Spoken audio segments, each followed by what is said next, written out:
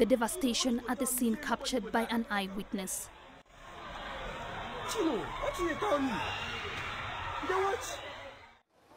Emergency operations were swiftly set in motion.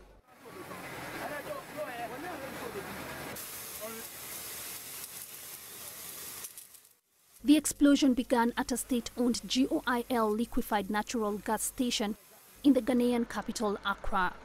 It then spread to a Total petrol station across the street at the city's Atomic Junction. It happened, the traffic, the road is choked, so the cars, it stopped. All of a sudden, it was like a sound of a pipe, like recognize that they are pipe. So all you can hear that there was a sound that we should run is a gas. It's a gas, and the pipe was just moving, just like this, moving around. Eyewitnesses say they've counted 4 or 5 bodies, but the death toll is expected to rise as some bodies could have already been removed from the scene. The petrol station is located near a transport terminal and close to some hostels of the University of Ghana. Kojo, CGTN.